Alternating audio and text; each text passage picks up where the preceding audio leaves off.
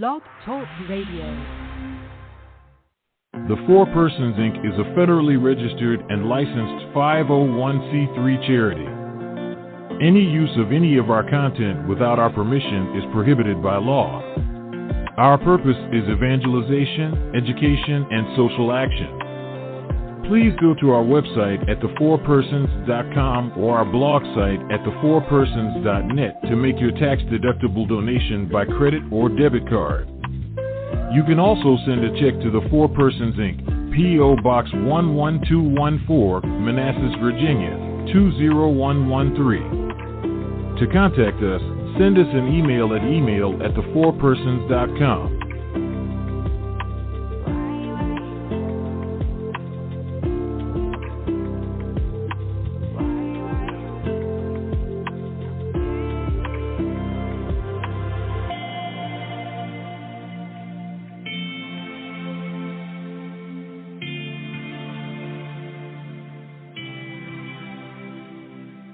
Welcome to the Saturday Burnt Toast and Coffee Show with apologist William Hemsworth on the Four Persons Network. William is passionate about teaching the faith. He is a convert that attended a Baptist seminary. He is a father and a catechist that will encourage you to live the faith, evangelize, and defend it. To call into the show, the number is 515-602-9655. Once again, the phone number to call into the show is 515-602-9655. And good morning. Welcome to the Burnt Toast and Coffee Show. My name is William Hemsworth. It is great to be with you all this morning. It has been a while since I've done a live show, and here I am. I am so happy to be with you all. Our topic today is Martin Luther. But before I get into Martin Luther, please check out my website at williamhemsworth.com and check out all the great things that are happening here on the Four Persons Network. We have a lot of great content going on each and every day with you all.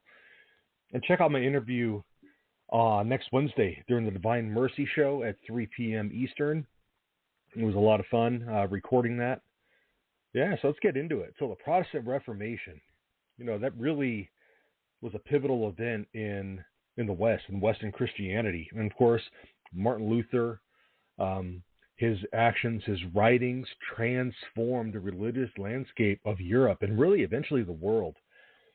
But central to his understanding, central to understanding of his ideas, we need to look at his personal life and his very complex relationship with his father, Hans Luther.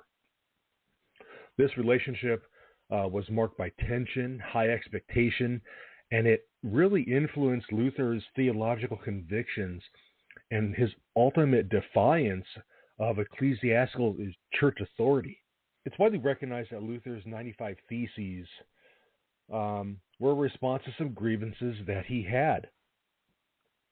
But the deeper emotional undercurrent stemming from, let's say, his paternal pressures are really not explored as often. But these dynamics are crucial to understanding why Luther was so passionate in trying to reform the church and ultimately sparking the Protestant Reformation. And so his strained relationship with his father not only shaped his approach to authority, but fueled this pursuit of religious reform, which led to the establishment of Protestantism. And it really is a important study. One of the things observable in Luther's life was how he navigated his dad's expectations and religious obedience. His father was harsh, and his harshness and rigorous expectations might have instilled in Luther this sense of duty and accountability, and traits that later translated into this relentless quest for doctrinal purity within the church. And Luther would also go to confession several times a day for hours at a time, and then leave the sacrament and come back saying he really didn't mean it. Like he was troubled. I mean, to say the least. Now, this role that the role that his father played played a critical role when Luther um, became disillusioned, if you will. Because he perceived it as the church betraying him in its holy mandate, much like he felt betrayed by his father's shortcomings. Now, he would come up with the doctrine of salvation through faith alone. Okay, and really that could be seen as a challenge to his earthly father who failed him. And heavenly doctrine that seemed conditional and punitive, at least in his mind. And so this reflects this broader pattern where personal relationships profoundly informed the theological positions taken by reformers during this era. Now, Luther's rebellion against the church was not just doctrinal defiance, but also an emancipation from parental disappointment. And this drove him towards actions that would forever alter the course of Christianity. Now, building on this notion of personal rebellion shaping his theology, it's clear that the impact of Luther's family conflicts extended beyond personal grievances and really into broader debates that sparked the Reformation. Okay, Hans, his father, his relationship about his father strained his view on authority, questioning its legitimacy and demanding reform when it seemed corrupt. This perspective towards authority catalyzed his actions against the church, leading to initiatives such as the 95 Theses. These theses challenged what was illicitly going on in time, the sale of indulgences, and it could be seen as indirectly linked to his disillusionment with authority figures who abused their power for personal gain, which was represented by his father. Now, Luther's insights had subsequent actions, and his actions, excuse me, didn't arise in a vacuum. They were entwined in this relationship with his dad. And so it highlights how personal experiences can ignite significant social and religious transformations. And so through analyzing Luther's life and work, we could see how deeply personal motivations contribute to this reshaping of the European political and social landscapes during the 16th century. When Luther is critiquing the church, and when we kind of relate that to the conflicts he had with his dad, it becomes clear that his theology, his assertions, were not only products of dissent, but deep, deep personal turmoil. So Luther's push for Reformation was significantly anchored in the notion of Scripture as God's supreme authority, a perspective likely fortified in his contentious relationship with his dad, which undermined any human authority that claimed unconditional obedience. And so this doctrine of social scriptura starkly countered the hierarchy of the church structure that was reminiscent of his father's authority, asserting that this direct relationship with God, free from an intermediary, would be free of corruption and exploitation. And so these parallels underscore how Luther's convictions were entangled with a personal quest for spiritual authenticity against this backdrop of failings that he saw. Again, going back to the failings of his father. And so this confrontation of paternal and what he perceived as church failings enabled him to challenge church practices with a lot of passion. And so he gained a lot of support for his ideas. And so examining Luther through this lens reveals how deeply individual experiences can shape these historical events. Now, expanding on how Luther's strained relationship with his dad influenced his theology, it becomes pretty evident deeply affected his perception of church doctrine. Luther's revolutionary ideas during the early years of the Protestant Reformation altered the religious landscape. And we all know that, particularly in how communities engaged with traditional practices. And so this remodeling was not just a doctrinal shift, but a direct challenge to authority structures. And not just those in the church, but those just in the secular world as well, especially those represented by his dad, Hans. Now, the fact that Luther pushed for drastic changes in regions aligned with hierarchy, aligned with the church, mirrors his own internal conflict. It mirrors his own internal conflict with authority. So when we look at the reforms of Luther through this framework, we observe a pattern where personal grievances catalyze broader ideological and theological shifts. So in essence, Luther's dissent against his father can be seen as this microcosm of his larger rebellion against the church.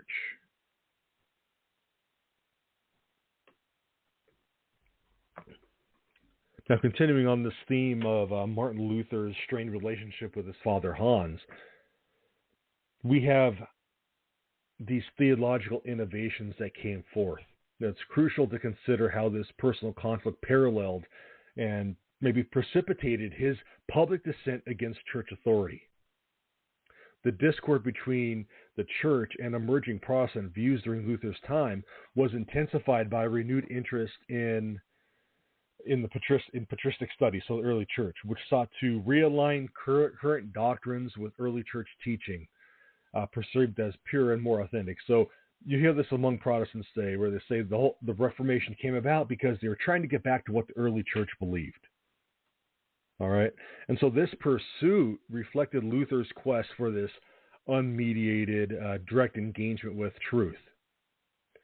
But he didn't want this human construction or intervention. And this echoes back to his drive to break away from the oppressiveness of his father in his youth. So in this light, Luther's doctrinal challenges and revolutions really can be seen not just as theological, but as this broader endeavor to reclaim his own agency from authority figures in his personal life. His father's authoritarian approach instilled in him this profound skepticism of any human authority that positioned itself as divinely sanctioned without what he viewed as substantive or scriptural validation. Now, we know that the church does have that authority. It is given by Scripture. But he was seeing things through the views of what he experienced through his father. And so this evolution of Luther's thoughts reveal this complex vendetta that's intertwined with his quest for spiritual truth. So, building on this understanding of his personal life influencing his theology, his dissent really, let's look at his relationship with his father a little bit. All right. Theologian K. Johnson in the Southern Baptist Journal of Theology discusses how Martin Luther's theological contemplations are reflective of this broader discourse that was evident during the Reformation and Counter-Reformation eras. Now, specifically, Dr. Johnson discusses how these dialogues with the patristics often underscored a strained father-son relationship within biblical narratives, particularly in the Gospel of John, and this resonated with Luther's own experiences with his dad. This parallel between earthly father-son conflicts and these narratives that we see in Scripture provided this framework through which Luther could see his grievances, articulate his grievances against authority, because they mirrored some of the traits that he saw in his own father. And so by challenging authority figures, Luther was not only critiquing the church, but engaging in this psychological rebellion against his father's dominance. And so this alignment of his own personal history with critiquing theologies that he didn't think were right allowed him to present what he believed to be an authentic challenge to church doctrine. And so this promoted the Reformation, where people were trying to pursue a spiritual life free from what they perceived to be human corruption. Okay? And so to go along with that, when we look at Luther's theological challenges, they're not merely a rebellion against the church, but it's this existential struggle for personal reformation. Again, deeply influenced by his very difficult relationship with his father. And so this dynamic is essential to understanding the reform that Luther spearheaded. Okay, it needs to be seen within the context of, back up for a second. This perspective provides a useful lens through which to see Luther's actions. His quest for what he perceived to be doctrinal renewal goes along with this aspect of personal renewal, of breaking free from a father that was harsh. And this affected his views on God.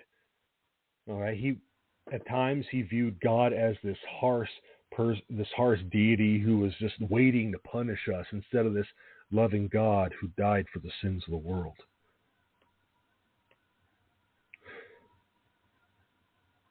So by questioning the church and, in an extent, questioning his father, Luther was seeking what he believed to be spiritual liberation, okay, from what he believed to be an overbearing ecclesiastical authority.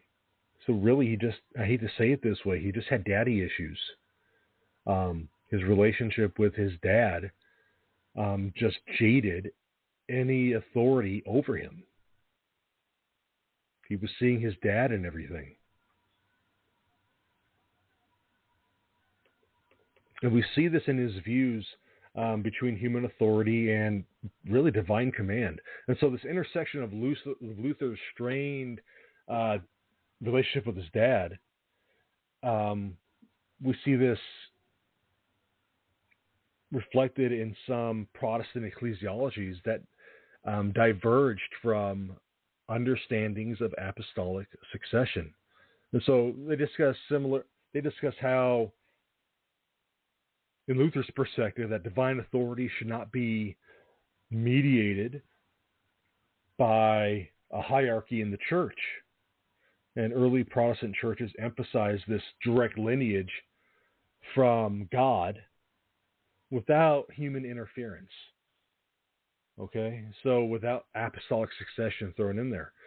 Now, this underscores a critical component in Luther's thinking, because he felt compelled to rebel against any overbearing earthly father. He also resisted any church structure that had authority.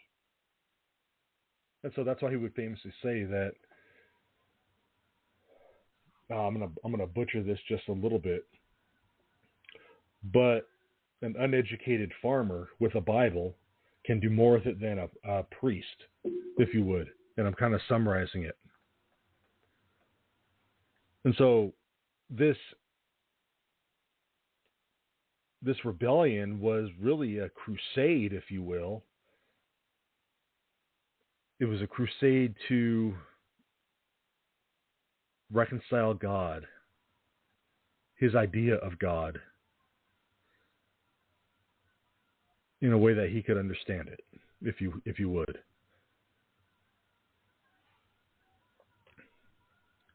So this struggle that he had with authority figures and this wanting to break away, and I know he initially did not want to break away. I want to be clear on that. He was wanting to reform within, but he ultimately would break away. Personal struggle would eventually lead him to breaking away. And so for Luther, this breaking away was not just a professional or spiritual undertaking, but again, it's rooted in the conflicts with his dad, and it shaped his entire theology and the actions that stemmed from it.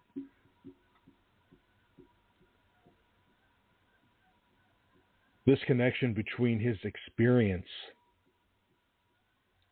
and what he believed to be his purpose is key to understanding why Luther pushed so hard the way he did.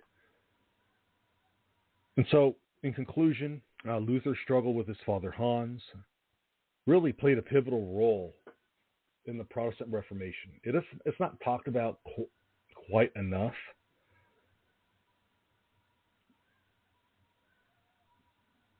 I'd probably go so far to say that his father was abusive, and I'm not the only one that would say that. And we see that today as well. We talk about God as a father. Some people can't grasp that because their only experience with a father has been this overbearing, mean, abusive person. And they can't see God as anything else, and anyone else in authority as anything else. And so these shortcomings led Luther to ultimately revolt against the church and spark the Protestant Reformation. All right, guys, that is it from me today. Hope you all have a great day. Please visit my website, williamhemsworth.com. Visit thefourpersons.net. A lot of great stuff happening on the network. I can't say that enough. All right, God bless you all. Have a great day.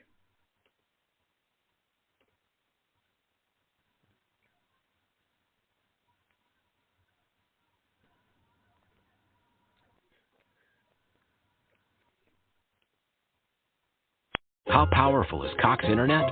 Powerful enough to stream all my live sports actually live? Yep.